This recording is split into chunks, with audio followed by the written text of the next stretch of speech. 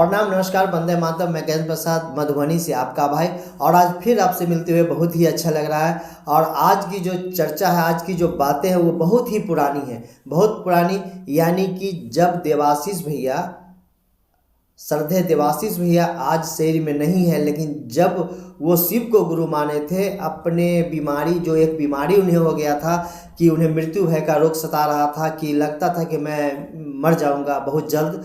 किसी ने उन्हें सलाह दिया, किसी रिश्तेदार ने, कि आप जाइए साहब श्री के पास। और जब साहब श्री के पास गया, उस समय में उन्हें लोग प्यार से बड़े भैया कहते थे, बरन गुरु भारत रसी कहते थे। वहाँ उनके पास गए और वहाँ जाने के बाद क्या घटनाक्रम हुआ, कैसे वो शिव को गुरु माने, गुरु मानने के बाद उनके लिए आकाश मार्ग से कैसे कंगन आया, ये सारी बातें इसमें हैं। तो मैं देर न करते हुए आपको आग्रह करूँगा, चलिए हम सभी इस घटनाक्रम के साक्षी बने, क्योंकि वो सारा लिखा हुआ अनमिलाकर पुस्तक में, उस पुस्तक को भी हम सभी को पढ़ना चाहिए। और हाँ, अभी तक यदि आपने मेरे चैनल को सब्सक्राइब नहीं किया है तो कर दें, बेल आइकन का बटन दबा दें और कमेंट में अपना विचार जरूर लिखें।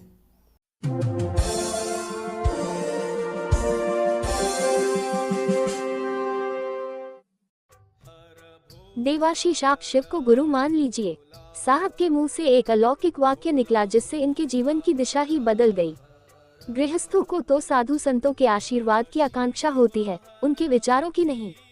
वैसे तो देवाशीष अपनी उस अभिलाषा के साथ इनके पास आए थे कि उनके एक कष्टों का निवारण हो सके। मन की भूमि पर विचारों की नई पौध को अनायास ही साहब ने आरोपित कर दिया। मन को एक अद्भुत जिज्ञासा आंदोलित कर गई। भला शिव कैसे गुरु हो सकते हैं, जिसको मैं प्रत्यक्ष देख नहीं सकता, जो दृश्यमान है ही नहीं, वह भला मुझे शिक्षा दीक्षा कैसे दे सकता है। बड़ी अजीब बात है, जिसकी उपासना आज तक ईश्वर के रूप में की है, उसे गुरु कैसे मानूं। शिव गुरु हैं, ये भी मैं नहीं जानता। इसी विचार संघर्ष से देवाशीष के मन में प्रश्न था। उन्होंने पूछा, शिव गुरु कैसे हो सकते हैं? मैंने तो सुना है गुरु को शरीर में होना आवश्यक है, तभी तो वे हमें अपने गुरु मंत्र द्वारा गुरुमुख करेंगे। साहब ने कहा, वही महादेव जो मेरे गुरु हैं, आपके भी हो सकते हैं। शिव मंदिरों में आप लौकिक कामनाओं की पूर्ति के लिए जाते हैं और कामनाएं भी पूरी होती हैं, तो वही शिव ज्ञान क्यों नहीं दे सकते? केवल ज्ञान पाने की लालसा आवश्यक है, शिष्य भाव की जरूरत है। मंदिरों में भगवान शिव शरीर में तो नहीं है, शिव एक भाव सत्ता है, उन्हें बस अपना गुरु मानने की जरूरत है। देवाशीष ने पूछा कि कैसे बनेंगे और करना क्या होगा? अरे, इसमें कुछ करना थोड़े ही है। साहब ने कहा, शिव आपके गुरु वैसे ही होंगे जैसे मेरे हुए, कुछ खास नहीं। नमः शिवाय का जप कीजिए। सहायक ने आकर सूचना दी कि हवन कुंड और उसकी सामग्रियों तैयार हो गई हैं। लोग हवन कुंड की ओर बढ़े। बगल के अहाते में हवन कुंड बनाया गया था। धूप, काला तिल, बेलपत्र, मधु, कृतप्रक, चंदन, मखाना आदि विभिन्न वस्तुओं को मिलाकर शाकल तैयार किया गया था। संवेद स्वर से स्तोत्र का पाठ कर गुरु का आह्वान किया गया। हवन आरंभ हो गया। सारे लोग संध्याकालीन हवन में मंत्रों की मुंह आहुति देने लगे। हवन जैसे ही समाप्त हुआ, तभी हवन कुंड के कोने के ऊपर अपूर्व आलोक उतरता दिखाई पड़ा, लगा मानो कोई दीपवर्तिका हवन कुंड के कोने में उतर रही है। और देखते देखते हवन कुंड के एक कोने के बाहर गिरकर रुद्राक्ष के रूप में परिणत हो गई। रुद्राक्ष अर्थात रुद्र का अक्ष। रुद्र के नेत्र से उत्पन्न होने के कारण इसकी संज्ञा हुई। कहा जाता है, त्रिपुरासुर नामक दैत्य का नाश करने के निमित्त भगवान ने अपने नेत्रों को बंद कर लिया था।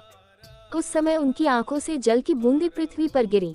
आंसू की ये बूंदें भक्तों के ऊपर अनुग्रह के निमित्त स्थावर तत्व को प्राप्त कर महारुद्राक्ष नामक वृक्ष के रूप में परिणत हो गईं। पास जाकर देवाशीष ने देखा, रुद्राक्ष के 12 दाने लाल धागे में पिरोए हैं। ये सब देखकर उनकी आंखें पथराक सी गई। कोई कुछ नहीं बोल रहा था। अहाता हवन के धुएं से आच्छादित और सुगंधित था। पदाधिकारी होने के कारण हरीन्द्रानंद को लोग साहब कहकर श्रद्धा देते। अब धीरे धीरे ये वरेण्य गुरुभ्राता के संबोधन से संबोधित किए जाने लगे। इनके लिए कोई नई बात नहीं थी। चमत्कार इनमें रचा बसा था, जिसे देखकर या समझकर भी ये अचंभित नहीं होते।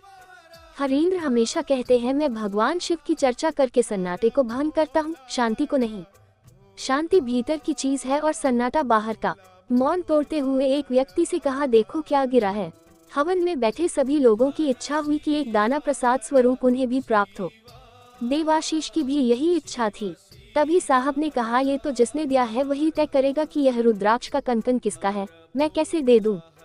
हवन कुंड की आरती करने के बाद सभी लोग पूजा घर में प्रणाम करने गए। तभी उदय बाबू ने देखा पूजा घर में बिछे चावल पर कुछ लिखा है। उसे पढ़ा गया, ये रुद्राक्ष देवाशीष के लिए है। पढ़ते ही देवाशीष तो अवाक, उन्हें तो विश्वास ही नहीं हो रहा था कि यह सपना है या हकीकत। इनके पैर हवा में थे, मन प्राण ऊर्जा से लबरेज।